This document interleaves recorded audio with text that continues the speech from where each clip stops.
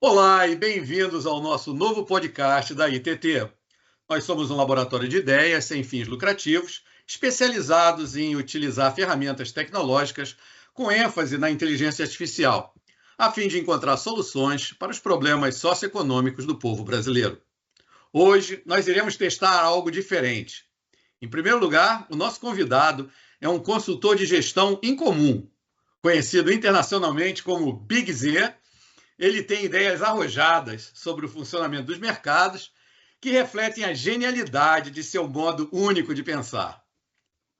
Além disso, decidimos também convidar dois dos nossos agentes de AI, a professora BigZ, especializada nas áreas de educação e cultura, e o Mr. BigZ, que é o agente na área de ciências cibernéticas, para conduzirem esta apresentação. Os agentes foram treinados com os artigos do BigZ no seu website BigZ em BigApple e instruídos a seguir uma certa linha de pensamentos por ele, sugerida pelo próprio autor. No mais, os agentes decidiram por eles mesmos os pontos a serem incluídos e criaram uma completa apresentação, sem nenhuma interação humana. Pela primeira vez, estaremos demonstrando esta capacidade dos nossos agentes de inteligência artificial. A discussão foi feita em inglês, na mesma língua do website do BigZ, porém, no futuro, esperamos disponibilizar também uma versão em português. Espero que vocês gostem. Agora, eu passo a palavra ao nosso colega Leandro, que vai iniciar os nossos agentes de AI. Leandro, por favor. Bom, primeiro, obrigado, Ricardo, e é uma honra inenarrável ter o BigZ aqui com a gente. Eu venho acompanhando os blogs do Zebrão muito bom, há muito tempo, e teve uma questão sobre o Jevons Paradox, o paradoxo de Jevons, e sobre a evolução da inteligência artificial, se vai criar mais emprego, menos emprego. Que o paradoxo de Jevons, vocês vão ver aí, está em inglês, né, mas vocês vão ver, é que se uma máquina, um sistema fica mais eficiente, o consumo, teoricamente, reduz. Você tem mais eficiência de um carro, você gasta menos gasolina. Porém, o paradoxo diz exatamente o contrário, que você vai gastar mais gasolina. Por quê? Porque a eficiência das máquinas vão ser tão boas que mais pessoas vão usar as máquinas. Então, o que a gente queria ver com esses agentes é como eles estão pensando na questão de a eficiência trazida pela inteligência artificial, se vai criar mais emprego ou menos emprego. Então, dito isso, eu vou trazer já os nossos agentes aqui. Espero que gostem. Welcome to another deep dive. Today we're tackling a question that honestly has both of us here at AITT kind of scratching our heads. Yeah, could AI actually lead to like more consumption, not less? It seems counterintuitive. Yeah, definitely. And, the Jevons paradox, that's exactly what it suggests. But will AI really be any different? Like, we've seen this play out with so many other technologies. Right, exactly. And to help us kind of unpack all this, we're turning to BigZ in the BigApple. Oh, yeah, I love that blog. Yeah, they've got like 7 blog posts all about AI and investment, and we're going to see what we can glean from them. See if we can find any clues to this whole consumption question. 7 posts, though. That's a lot to dig into. Well, there's one that I thought was really interesting. It's called AI NeoCloud, and it talks about these new cloud providers. Oh, yeah, I saw that one. Yeah, and they're focused specifically on AI. What I found fascinating about that post was that it's not just like some, small little trend. It's like Microsoft is dropping, was it $200 million per month on GPU compute? Whoa. Like, that's a serious commitment. Okay, so for those of us who aren't quite as tech savvy, maybe break that down a little bit. What's the significance of all this GPU compute? Okay, so think of it this way. AI, especially the kind that's learning and adapting, right? It needs massive processing power to function. And GPUs, those are graphics processing units. They're really good at that kind of number crunching. Okay. So these AI neoclouds are basically renting out access to these really powerful GPUs, which makes it much easier and cheaper for companies to develop and run all their AI applications. So it's like the gold rush, but instead of gold, it's computing power. Exactly. And it makes you wonder, how does this huge surge in infrastructure play into this whole Jevons paradox thing? Right, because if AI development is suddenly cheaper and easier to access, wouldn't that logically lead to even more AI-powered products and services? Yeah, and if those products and services make things more efficient, which is kind of the whole point, right? Doesn't that mean even more consumption overall? It's like this big chain reaction. Totally. And, BigZ, they also talk about this on the demand side in a post that's literally called Jevons Paradox. Oh, yeah, I think I remember that one. Yeah, and they talk about how much venture capital money is being poured into all these AI startups. We're talking billions of dollars here. It's crazy, isn't it? Yeah. Do they give any indication of like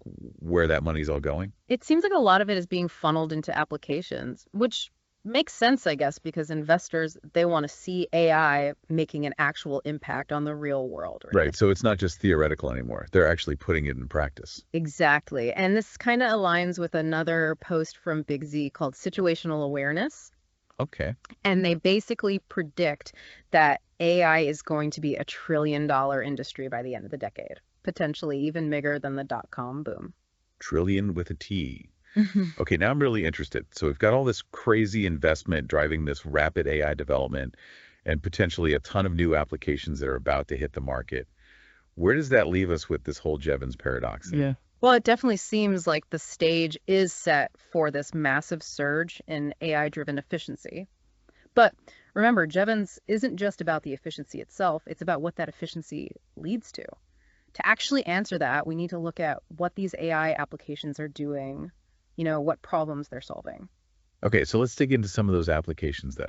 There was one post that I thought was super interesting. It was called the AI Scientist's First Original Research Papers. Oh, yeah, that one was mind-blowing. An AI that can write research papers. Like, what's going on there? Well, we're talking about an AI in Japan that's not just, analyzing data. It's actually coming up with completely new hypotheses. It's designing experiments. And then it's publishing the results. Like, it's a huge leap forward in terms of AI's capabilities. And just think about what that means for the pace of research.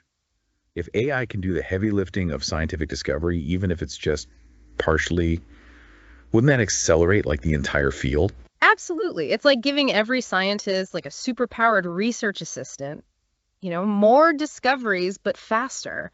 And that brings us right back to the Jevons paradox, doesn't it? Because if AI is getting more efficient at developing AI, wouldn't that mean an even faster increase in its capabilities? And wouldn't that potentially lead to even more demand for these AI-powered solutions? It's definitely something to consider. Now, let's not forget about, tokens as a service, Ta? Right. This post highlights a whole new way to access and use AI. It's kind of like AI on demand, but with some really interesting hardware involved. Okay, break it down for me. Basically, you've got companies like Grok. They're developing this specialized hardware that's designed to run AI models incredibly efficiently. And they're offering access to this hardware through a service model, kind of like how we access cloud computing today. So instead of needing your own supercomputer to run advanced AI, you can just like rent the processing power you need from a task provider. Exactly. And that could be a real game changer. Think about all the smaller companies, researchers, even individuals who could suddenly leverage really cutting edge AI without needing massive investments up front. So TS could be another factor that's driving down the cost of AI and making it even more accessible. And again, we're back to that chain reaction, more efficient, more applications, potentially more consumption. You got it. And BigZ takes this a step further in their post on vertical AI. This one focuses on how AI is being tailored to specific industries. Okay, vertical AI, I'm listening. So think about it. A healthcare AI needs to be good at analyzing medical images and predicting diagnoses right. Right. But a financial AI needs to be good at crunching market data and identifying trends. A manufacturing AI needs to be good at, optimizing production lines and predicting maintenance needs. So it's about developing AI solutions that are experts in their specific fields rather than try to create some kind of one-size-fits-all AI. Exactly. And BigZ argues that this could be really, really disruptive. Imagine if these very specialized AI solutions start actually outperforming, traditional companies in their respective industries. Wow, that would definitely shake things up. Makes me wonder what industries are going to be most impacted by this whole vertical AI trend. That's a great question, and it's something that BigZ explores in their final post-AI tipping point. Okay. They argue that we're basically on the verge of this huge shift where AI goes from being kind of a niche technology to a fundamental part of, how we live and how we work. Wow. Okay, so let me just recap for a second. We've got this whole rise of AI neoclouds providing the infrastructure. We've got massive investment pouring into the field. We've got these groundbreaking advancements like the AI scientists that can write research papers. We've got new ways to access and use AI with things like TAJAS. And we've got this huge push towards specialized vertical AI solutions. And all of it really seems to point to one thing: AI becoming more powerful, more efficient, and much more widespread. Exactly. And that brings us back to that original question. How does the Jevons paradox fit into all of this? Will this increase in AI efficiency actually lead to more consumption, as the paradox suggests? Or will AI be different? That is the million-dollar question, isn't it? We've got a lot to think about. We do. It is a big one. And I think to really get to the bottom of it, we need to look at both sides, the good and the bad, the potential upsides and downsides of all this AI-driven efficiency. Okay, so let's play devil's advocate for a second. What's the optimistic take here? How could this actually be a good thing? How could all this AI-driven efficiency actually benefit humanity? Well, imagine a world where AI helps us solve some of our biggest problems, like climate change or disease or poverty. AI could give us the tools to make real progress in these areas. Okay, yeah, AI optimizing energy grids for renewables, AI developing new medical treatments, even AI personalizing education so everyone can reach their full potential. Exactly. And it's not just about solving these huge global problems. AI could also make our everyday lives, easier and more fulfilling. Okay, how so? Imagine less traffic because we have these AI-powered transportation systems. Or imagine AI giving us personalized recommendations that help us discover new things we love, or even just AI assistants that take care of all the mundane tasks so we can have more free time to do the things we actually enjoy. It sounds pretty utopian. Yeah. But let's flip the script. What are the downsides? What are the potential negative consequences of all this increased efficiency? I think one of the biggest concerns is overconsumption and what that means for the environment. Okay, I can see that. If AI makes everything cheaper and more accessible, we could see this massive surge in demand for all kinds of goods and services, and that could put a serious strain on our planet's resources. It's like that classic example of fuel-efficient cars, right? Yeah. They use less gas per mile, but then people end up driving more because it's cheaper. So in the end, we're actually using more fuel overall. Exactly. And that same principle could apply to so many other areas. If AI starts driving down costs across the board, we could see this huge increase in demand for everything from consumer electronics to travel to food production. And that increased demand, even if the individual products are more energy efficient, could still have really serious consequences for things like deforestation or pollution or even climate change. Exactly. It's not just about how efficient the technology itself is. It's about how that efficiency changes our behavior, and our overall consumption patterns. So it's kind of this double-edged sword, right? AI could give us the tools to live more sustainably, but it could also make our consumption problem even worse if we're not careful. Exactly. And this brings us to another potential downside that BigZ talks about: economic disruption. Right, we were talking about vertical AI earlier and how these specialized AI solutions could potentially outperform traditional companies. What kind of disruption are we talking about here? Well, imagine entire industries being completely transformed practically overnight. We could see massive job displacement as AI starts taking over tasks that used to be done by humans. And it's not just blue-collar jobs at risk either, right? Yeah. I mean, AI is getting pretty good at a lot of white-collar tasks too. Things like writing reports or analyzing data, even creating marketing campaigns. Exactly. And that could lead to a lot of uncertainty and anxiety for people. If their livelihoods are suddenly at risk, we need to start thinking now about how we can help people adapt to this new job market and learn the skills they'll need to thrive in this AI-driven economy. So it's not just about the environmental impact of increased consumption. It's also about the potential social and economic consequences of all this AI adoption. It seems like this Jevons paradox really does apply to AI on multiple levels. It does, and it really highlights the need for, careful consideration and planning. We can't just wait for these problems to happen. We need to be proactive in addressing these challenges. Okay, so we've got this potential for increased consumption that could really strain the environment. And we've got the potential for all this economic disruption as AI starts to transform these different industries. So what can we do about it? Are we just doomed to repeat the same mistakes we've made with every other new technology? I wouldn't say we're doomed, but we definitely need to learn from the past and take a more mindful approach to how we develop and deploy AI. So what does that look like? What would a more mindful approach to AI actually look like in practice? Well, for starters, we need to prioritize sustainability right from the beginning. We need to design AI systems that are not only efficient, but also environmentally responsible. So thinking about the entire life cycle of a product or service, right? From the energy used to create it to the materials used in its production to how it's disposed of at the end of its life. Exactly. And we need to be really mindful of the potential for AI to make existing inequalities even worse. We need to make sure that everyone benefits from AI, not just the wealthy elite. We need to make sure that access to these AI-powered tools and services is equitable. That makes a lot of sense.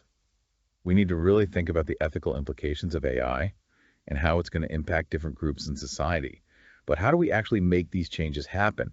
Who's responsible for making sure AI is developed and used responsibly? It's a shared responsibility, honestly. We need governments, businesses, researchers, individuals, all working together to make this happen. So government setting regulations, businesses adopting ethical AI practices, researchers focusing on AI safety and fairness, and individuals making informed choices about the AI products and services they use. Exactly. It's a really complex challenge with lots of different facets, and it requires a collaborative approach. And it's something we need to be talking about now, not waiting till it's too late. It's kind of a sobering thought when you really think about it. This isn't just some abstract technological debate.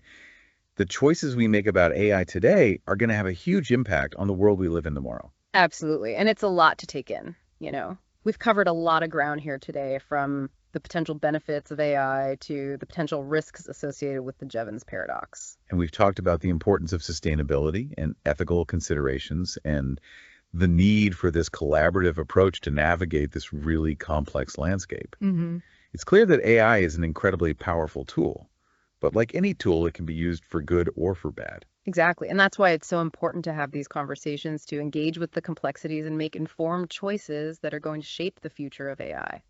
So we've talked about all the potential upsides and the downsides of this whole AI-driven efficiency thing, but I keep coming back to this one thought.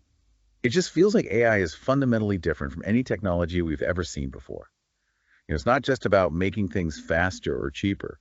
AI is actually changing the way we think and solve problems. Yeah, you're right. It really is this fundamental shift. And I think that's what makes this whole Jevons paradox thing so tricky to apply to AI. We're not just talking about like using more electricity or driving more miles. We're talking about changing the entire fabric of our economy and our society. Right. And that reminds me of another post that BigZ wrote that we haven't really touched on yet. It's called AI and the Limits of Human Ingenuity. Oh, yeah, I remember that one. Yeah. And they basically talk about how AI could actually help us break through some of those limitations that have always kind of held us back. That's an interesting take. What kind of limitations are they talking about specifically? Well, they give the example of scientific research. They argue that human researchers are always going to be limited by things like cognitive biases or just the sheer amount of information that's out there, or even just the time it takes to actually conduct experiments and analyze data. And they're suggesting that AI could help us overcome those barriers and potentially lead to like a whole new era of scientific discovery. Exactly. It's not just science. They argue that AI could help us find solutions to problems that have seemed impossible to solve for like centuries. Things like poverty or disease or climate change. It's a bold claim, but I can see where they're coming from. If AI can help us overcome those fundamental human limitations, it really could change our entire understanding of what's possible. And that's where I get stuck with the whole Jevons paradox thing. Yeah. If AI is unlocking entirely new levels of efficiency and ingenuity, then doesn't that change the equation? It's not just about consuming more of the same stuff. It's about creating entirely new possibilities. It's almost like asking, what happens to the Jevons paradox when the resource we're trying to use more efficiently is human ingenuity itself? Whoa, yeah, that's a really good way to put it. And I think that's where we need to be focusing our attention. It's not enough to just talk about the potential risks of AI, this whole efficiency potentially leading to more consumption. We also need to be thinking about the incredible opportunities that AI presents. I completely agree. We need to be asking ourselves, how can we use AI to create a better future for everyone? Exactly. How can we use AI to solve these big global challenges and create new industries and improve the quality of life for people all over the world? And how can we do all of that while being mindful of the ethical implications, making sure that AI is used responsibly and that it benefits everyone? Those are the big questions, aren't they? Yeah. And I think that's really the key takeaway from this whole deep dive. AI is unlike anything we've ever seen before. It has this immense potential to completely reshape our world in ways that we can't even fully imagine yet, both for good and for bad. And it's up to us to decide what kind of future we want to create with this technology. We need to stay informed and engaged, and we need to keep having these conversations. Absolutely, because the choices we make today are going to determine the course of AI development for years to come. Well said. Well, I think that about wraps up our deep dive for today. A huge thank you to BigZ and the BigApple for giving us so much to think about. Yeah, those blog posts were really thought-provoking. And to you, our listener, thanks for joining us on this exploration. We hope this has given you some new perspectives on the complex relationship between AI and the Jevons paradox. Remember, the future of AI is not set in stone. It's a future that we're all creating together. Until next time, keep diving deep.